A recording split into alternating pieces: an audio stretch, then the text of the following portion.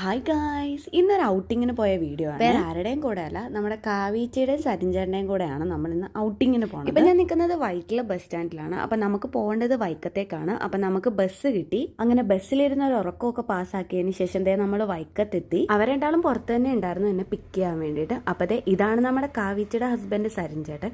ഇത് പിന്നെ നമ്മുടെ കാവീച്ചി അറിയാലോ. അങ്ങനത്തെ നമ്മൾ ഫസ്റ്റ് പോണത് സരിഞ്ചേട്ടൻ്റെ അച്ഛൻ്റെ ഷോപ്പിലേക്കാണ് പോകുന്നത്.